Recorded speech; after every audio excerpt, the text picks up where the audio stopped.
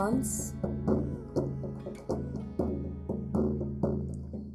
upon a time.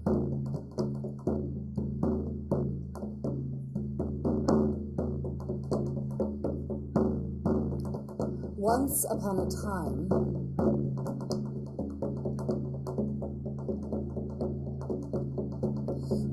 a time, there was a farmer and his wife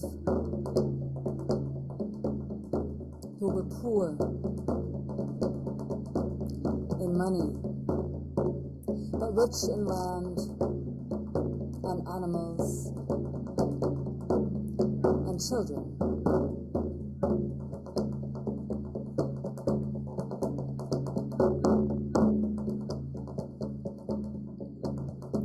And their youngest child was just born, a boy child, born with a caul on his head.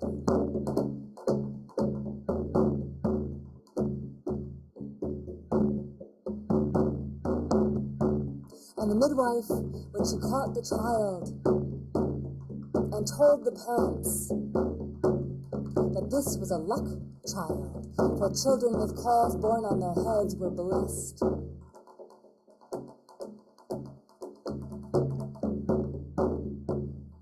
And assured a good and prosperous life, a blessed life, a lucky life. And the midwife told the parents, after divining in the afterbirth, the placenta, this child at the age of 14 will marry the king's daughter.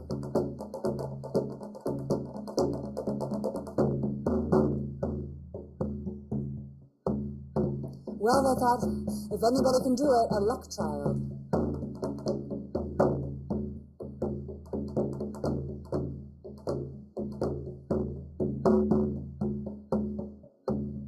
And the days passed, and the child started to put on weight and was healthy. And so they brought the child out and introduced them to the community.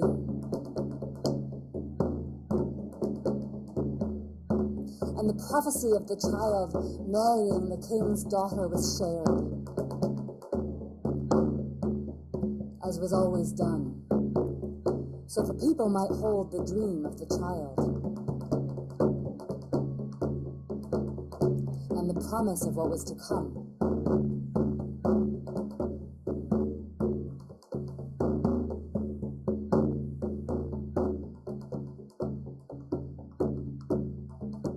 Now, in that kingdom, the king was a fearful man. He was afraid of true things. He was afraid of falling out of favor with his subjects, that they might revolt against him. And he was afraid of losing his riches. And so he was dressed as a rich merchant. He would walk the streets of his city and the neighboring towns several times a year to overhear what people were saying about the king.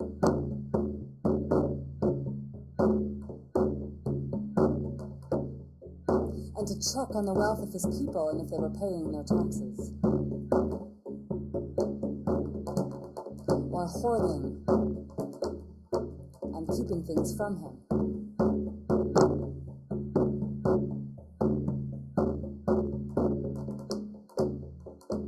And as luck would have it, the day after the child was introduced to the people, the king as merchant was walking through the market of their town. And of course, the gossip, the rumor mill of the new child born and the prophecy of them marrying the king's daughter was on everyone's lips.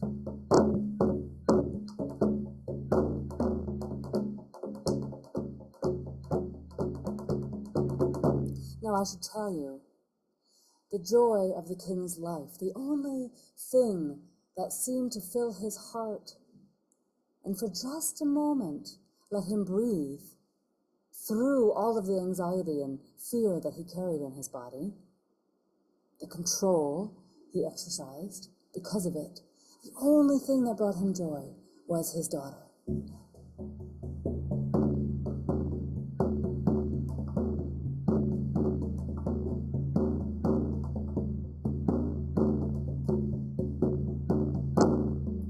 And so when he heard that a farmer's boy was prophesied to marry his daughter at the age of 14, he would have none of it. And so he made his way to the farmer's cottage, saying that he wanted to offer a coin as blessing for the luck child. When he arrived there, the cottage of the farmer, and saw the poverty, and saw the children, and the animals, and the land, a plan sprung into his mind. And he knocked on the door, and when he was admitted as a rich merchant, bearing a coin, he said to the farmer, I have heard that your wife has given birth to a luck child. But you see, I have no wife and no child, for my wife died in childbirth. I am alone, and I have no one to teach my trade to, and I have no one to pass on my business to when I die, for I have no son. I've been alone for years. Would you give me your child? You have so many.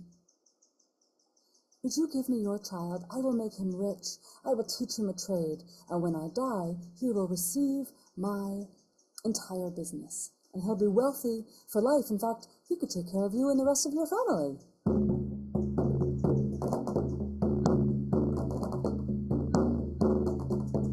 The farmer and his wife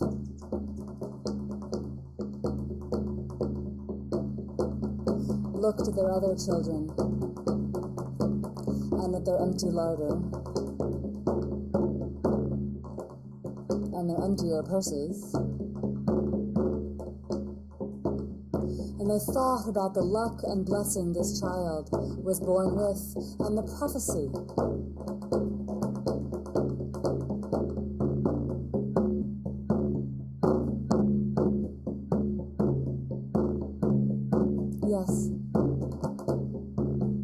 Yes, we will. We will give you our child, because they thought if they had a rich son, not only would they be cared for, but the prophecy might come true. This might be the blessing that would bring the prophecy to come true. A rich merchant's son would be worthy of marrying a king's daughter. And so they said yes. The king, dressed as the merchant, took the child, pretending to be overjoyed, truly being overjoyed that he had just saved his daughter, so that he might keep her close.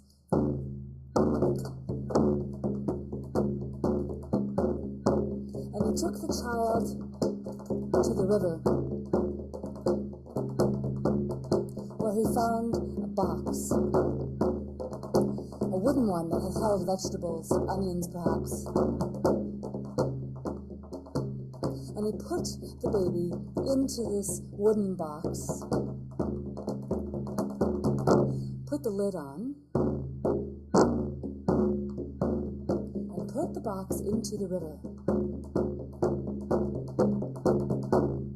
imagining it sinking to the bottom and the child drowning, and him being free of the curse of that child being his son-in-law. But the luck child didn't drown. The wooden box was like a boat, and it carried him down the river until it came to a little eddy. And then it was brought into the sluice of the miller's house. And the miller and his wife had no children of their own. They had prayed for a child. They had longed for a child. They had seen healers and done all the things you were supposed to do and tried all the things that they could possibly think of trying for years and years and years. And still the miller's wife never became pregnant. And so they had hired an apprentice, a boy child,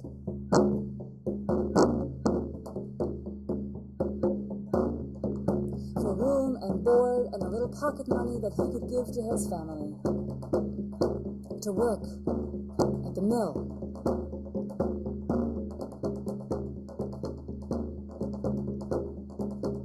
And his job on that day was to tend the wheel, removing any sticks or things that could get caught in it from the water.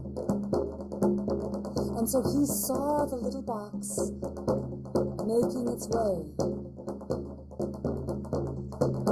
And he scooped it up, thinking that he for sure found treasure.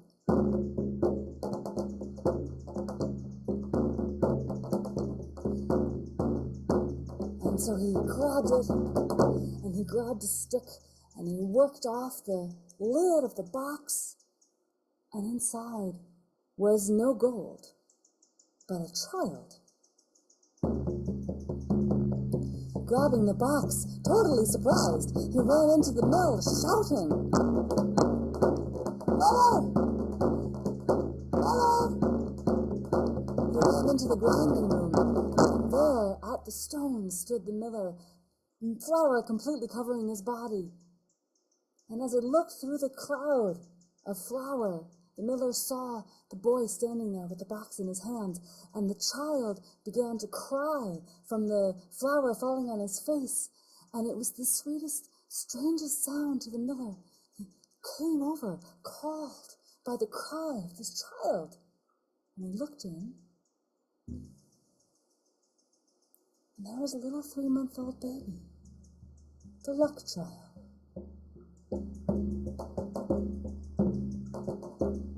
He began to weep, and the tears made tracks in the flour on his face and wet it so that he looked like he was a clown.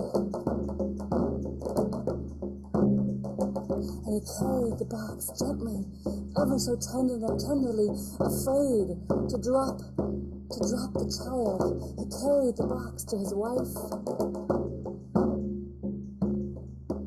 who was in the garden.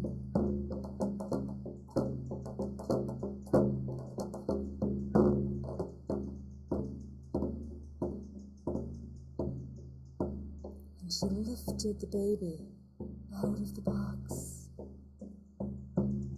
and pressed the baby close to her heart. And she too began to weep as she looked into her husband's eyes. And they both felt their prayers had been answered. And so they raised the child as their own.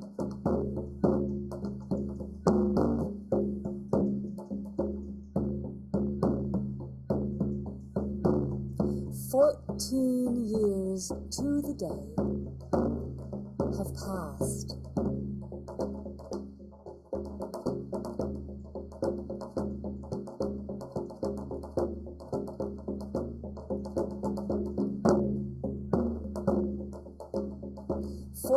Years to the day since their son came to them.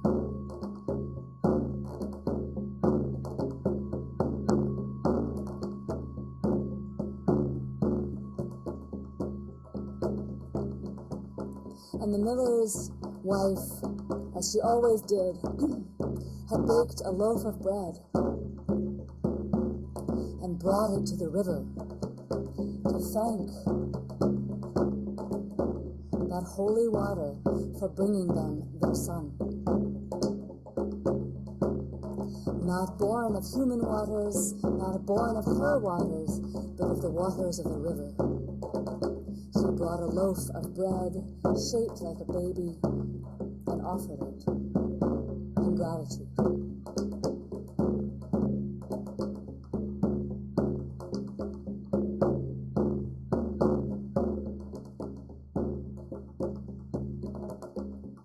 And then she began to do her washing. She went over to the washing stones with the other women in the village, and they were talking and singing and sharing stories.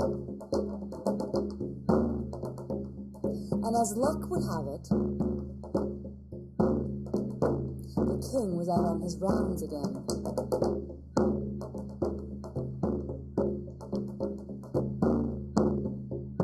And he overheard the women talking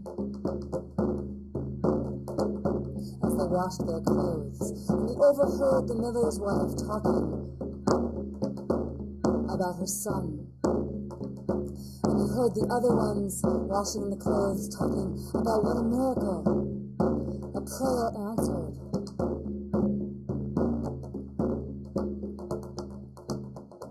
And the king, a suspicious man, as I said, anxious by nature, got very curious when he heard them talking about the child found in the river. And so he made his way to the miller, calling for him when he arrived.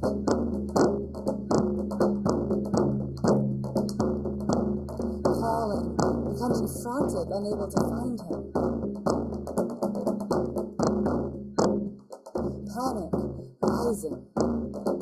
He knew too well that it had been 14 years. 14 years to the day.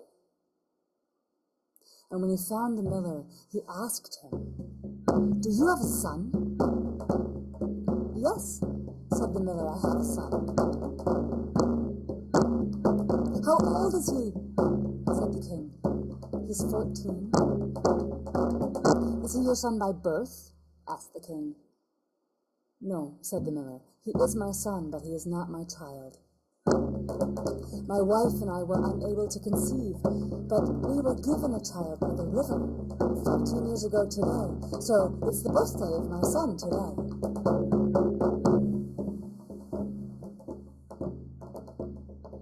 The king knew that this was indeed the child that was prophesied to Mary, his daughter.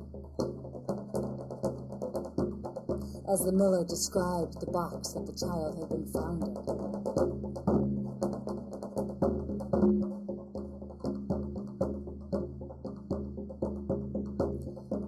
And so he thought, what can I do to get rid of this child? He won't die.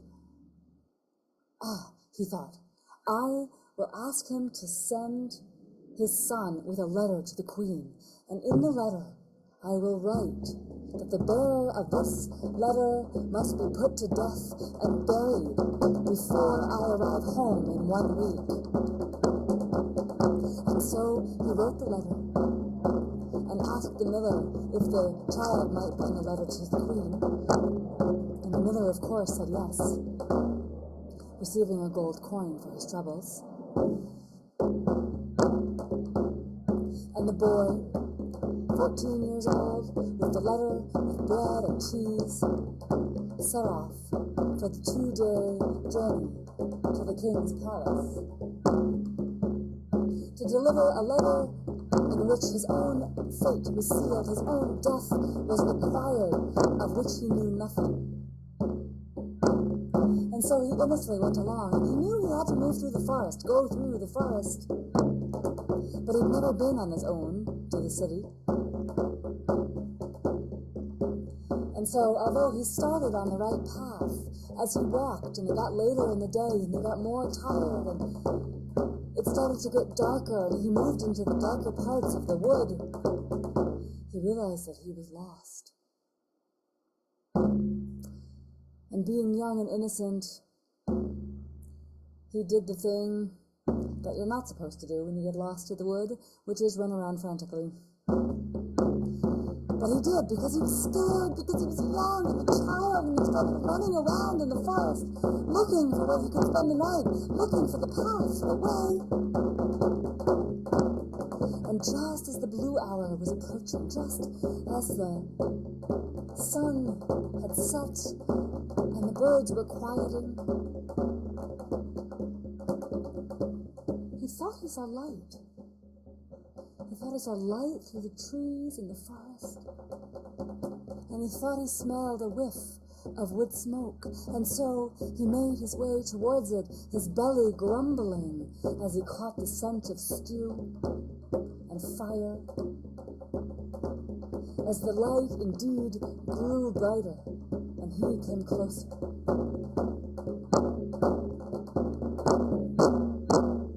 When he knocked on the door, an old woman answered. She looked at him, and she said, "You have to go, my dear. You can't stay here."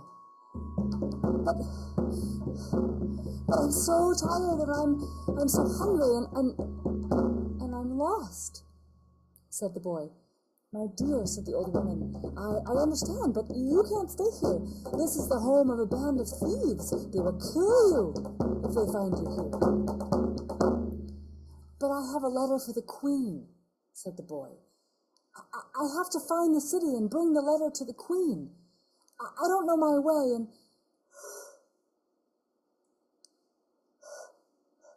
I could just rest."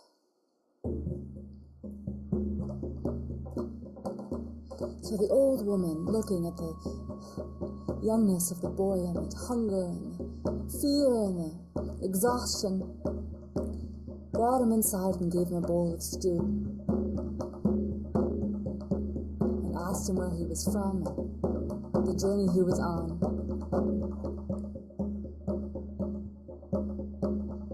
And as he was eating, he started to fall asleep as his belly got full in the warmth of the fire. And he started to,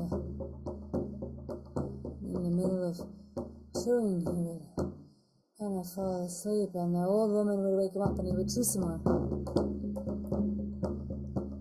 And he'd take another bite and sleep again until he finally passed out next to the bowl of unfinished stew.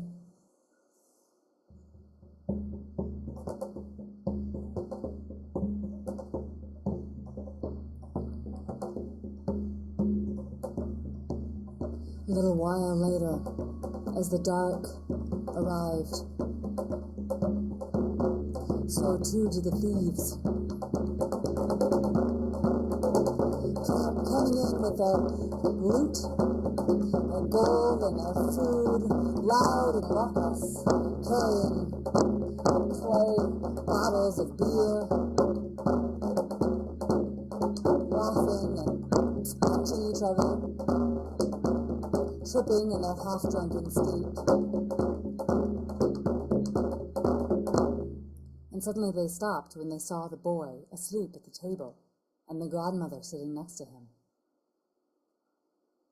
And they came around him, and they took out their knives, and they were ready to threaten his very life until the grandmother said, Wait. He's a boy. Don't kill him." "But we have to," said the leader, "because he now knows where we live.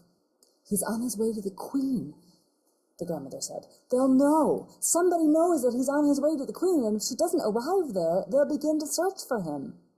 You can't kill him."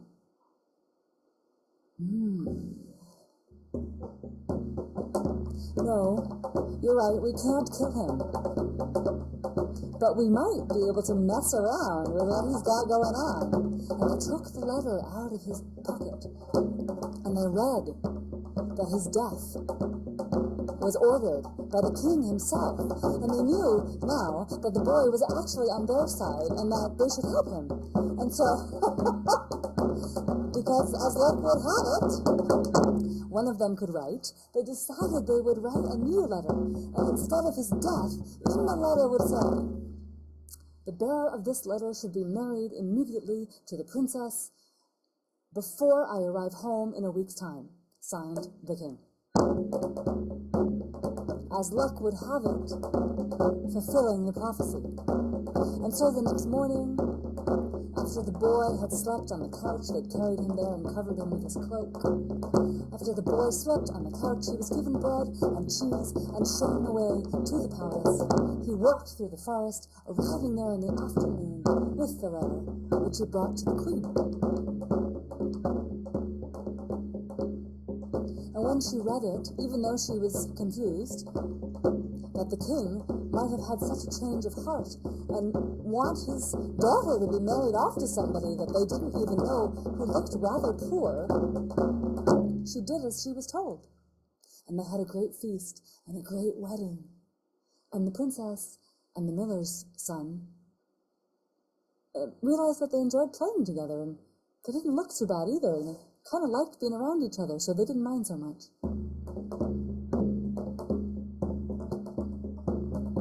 5 days later, the king arrived, expecting the boy to be dead and buried. And yet, there he was. Impossible to kill this child. And again, he had to come up with a way.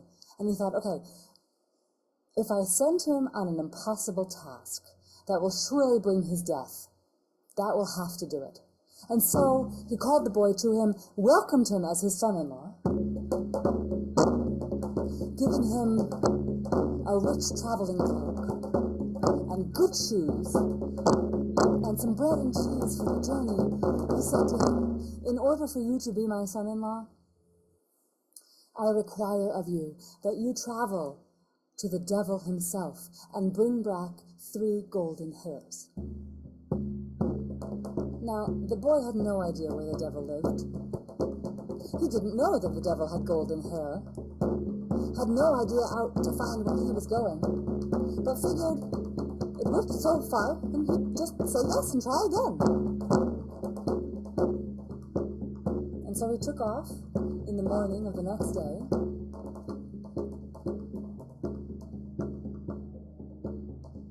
and in the afternoon he came to a town. And at the gate of the town there was a gatekeeper who asked him, what is your trade and what do you know? And the boy said, I'm a miller's son and I know everything. And he was brought into the center of the town.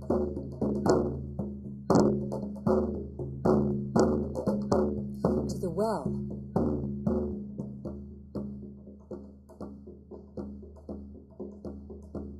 And he was told that the well used to flow with wine, and now it no longer flows even with water.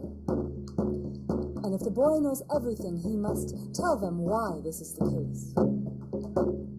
He looked into the faces of the people of the town, into their desperation. He looked into the well, and it was bone dry. He had no idea what to say to them. And so he said the only thing that came to mind, I can tell you that, but on my way back. I'm traveling to meet the devil, and on my way back from meeting the devil, I'll give you the answer. So they gave him a place to sleep and some food in the morning, and he journeyed on.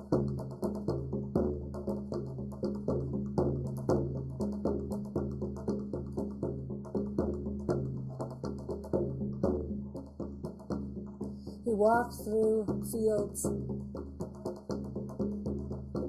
and forest, and he came upon a little stream and decided to follow that.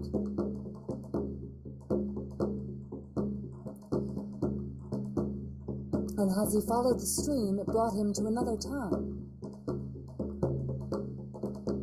And the gatekeeper there asked him, what is your trade and what do you know? And the boy said, I am a miller's son and I know everything. And so they brought him to the center of the town, where stood a tree, bare and barren and clearly dying. This tree, said the townspeople, this tree used to bear golden apples, and now it does not grow even a leaf. Can you tell us why? And the boy looked into the eyes of the people, their heartbreak, their longing. He looked at the tree, withered, dry, leafless.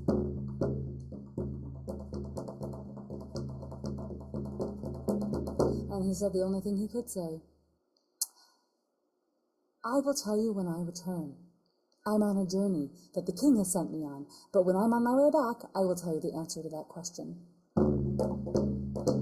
And so they gave him a place to sleep and some food to eat, and in the morning, he followed the stream on until it came to a river.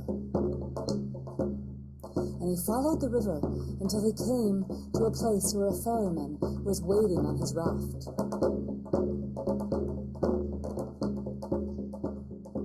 And he said to the boy, what is your trade and what do you know? And the boy said, I am a miller's son and I know everything. Tell me this then, said the ferryman. Why am I cursed to spend my life on this ferry and bring people back and forth across the river and never set foot on land? How am I to free myself? And the boy looked into the eyes of the ferryman and saw his exhaustion and his boredom and his grief and heartbreak. And he said, I will tell you on my way back. I'm on an errand from the king to retrieve 3 golden hairs from the devil's head. And after I have done that, I will give you the answer to your question. And the ferryman brought him across the river and pointed at the horizon and said, there you will come upon the mountains, and in the mountains is a cave, and in the cave lives the devil. So the boy made his way all day long, miles in the burning, scorching heat of the desert. Sand and stone under his feet.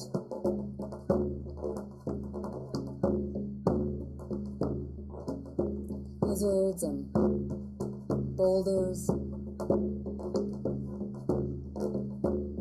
Rattlesnake.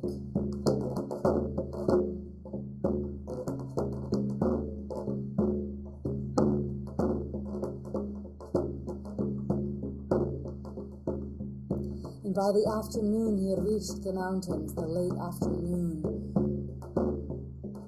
The sun was almost setting when he arrived at the cave. It smelled of ash and soot and sulfur and some delicious food.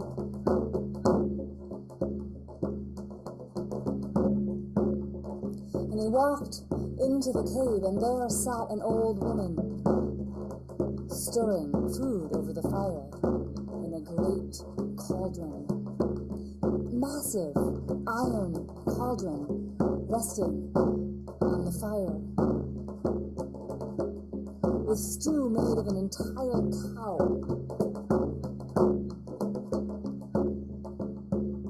And a bushel of onions.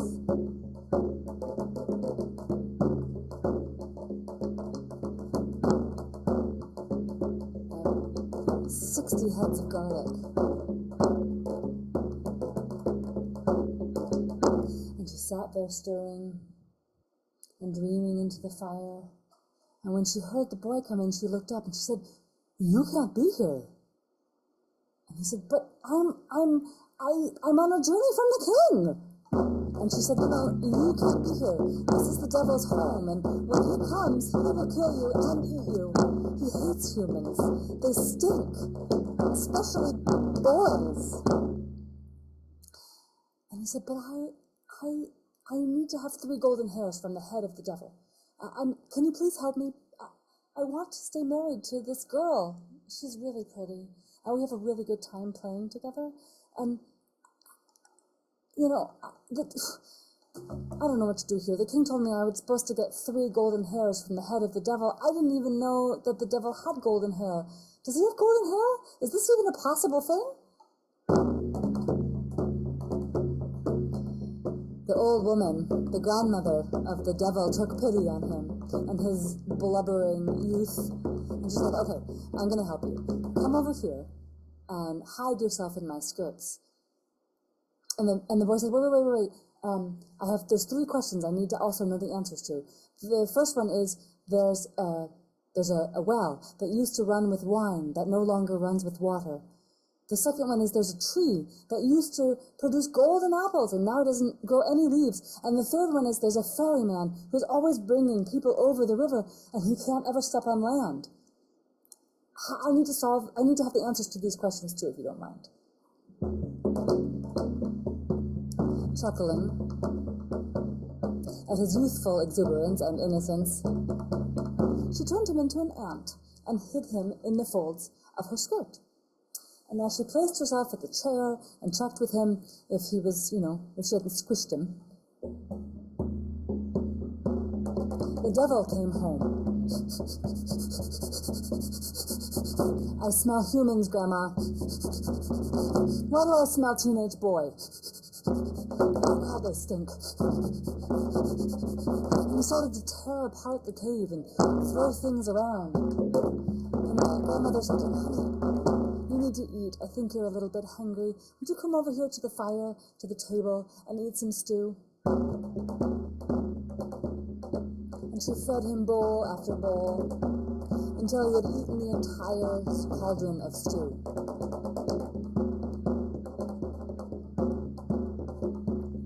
And she said to him, my darling, come, lay your head on my lap and I will louse you.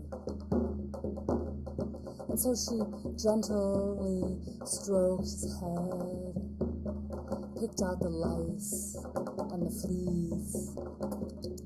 It's her dinner.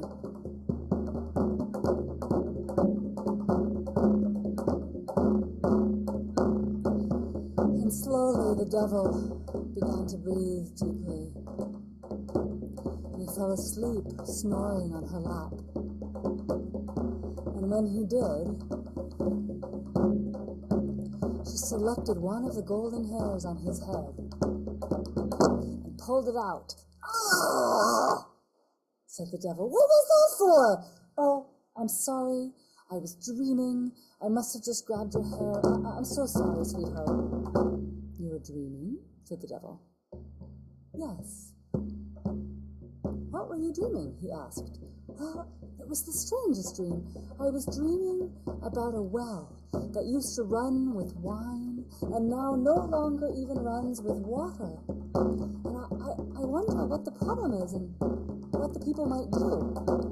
Ah, that's simple, said the devil. There's a toad living under the well, at the bottom of it, and if they kill the toad, the wine will flow again. Now let me sleep. He laid his head down, and she stroked him, and he fell asleep again. And she very quietly, very slowly, selected another golden hair, and what was that for? Why did you pull out my hair? I'm so sorry, sweetheart. I know you've had such a hard day. I don't mean to wake you up. I was dreaming again. What were you dreaming this time, Grandmother? This time I was dreaming about an apple tree. It used to grow golden apples, and now it can't even grow leaves. What do you think the problem might be? Oh, that's easy. There's a mouse gnawing at the roots underneath the tree. If they kill the mouse, it'll make apples again. Now leave me to sleep.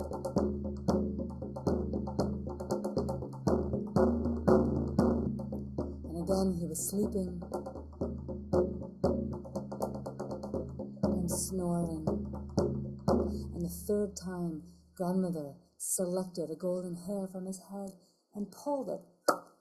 Ah! If you do that again, I'm going to eat you! My darling, I'm so sorry. It's these dreams. They won't leave me alone.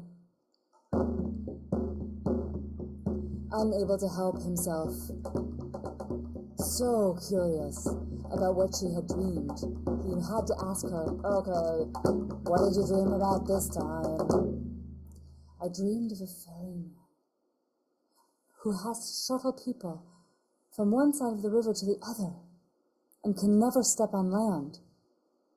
How could he be freed from having this task? Well, that's simple. That's the easiest one yet. All he's got to do is pass the oar to somebody else when they're on the ferry, and he can get off onto land. There has to be a ferryman on that ferry, but it doesn't have to be him. Now let me sleep. I have a hard day's work coming up tomorrow. And so the devil slept the night on the lap of his grandmother, the 3 golden hairs in her apron pocket.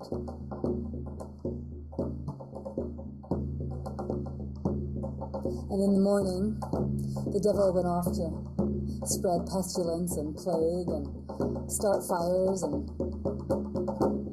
wars. And the grandmother took the little ant from the folds of her skirt and turned him back into his human shape. Did you hear everything? Yes, said the boy.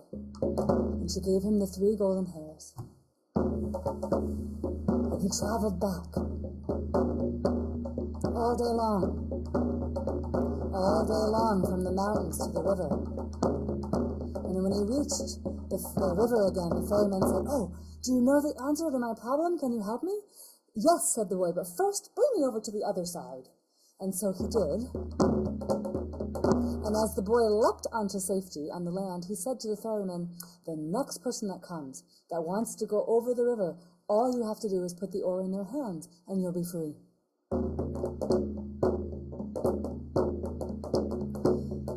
And he spent the night walking along the river until he reached the little stream, and following the stream back to the town, the city, with the golden apple tree. And they said, "Do you have the answer to our question, to our problem? Can you help us?" "Yes," said the boy. "All you have to do is kill the mouse gnawing at the roots of the apple tree, and the tree will produce golden apples again." They were so grateful that they gave him 2 donkeys loaded with gold. And he made his way slower now, after having slept the next morning, to the next town. And he walked in and went to the well, and the people asked him, "Do you know the answer to our problem? Can you help us?" "Yes," said the boy, "as I promised. There's a toad at the bottom of the well, and if you kill the toad, the wine will flow again." And they were so grateful, they gave him as well 2 donkeys loaded with gold. And so he returned to the king's city with the 3 golden hairs of the devil and 4 donkeys laden with gold. He returned to the palace in the beautiful shoes and fine traveling cloak that the king had given him. And as the king saw him arriving with all the gold, still alive, again, with the 3 golden hairs in his hand held out, the king decided, well, maybe it wasn't so bad after all. If he brings all this gold with him, he might deserve to be his son-in-law. And in fact, where could he get some of that gold for himself? And so he welcomed his son-in-law with open arms. He welcomed the gold with open arms. And he said to him, "My boy, where have you been? Tell us the tale of your journey, and tell us especially where you got that gold." "Well," said the luck child, "it just so happens, if you go through the town with the well that flows wine, and you keep going to the town where there is a golden fruited apple tree, and you continue on to the river, and you cross that river, and the other side of that river is all of this gold. It's like, instead of sand, it's a desert of gold. And the king got his chests, his empty treasure chests, and put them into a carriage and took off through the town where the well flowed wine, and through the town where the apple tree grew golden apples, and went to the river and saw the ferryman and said, "Bring me to the other side, ferryman." And the ferryman did. And he passed the oar into the king's hand and leapt onto shore, free. And the queen and the princess and the miller's son, as they say, lived happily ever after.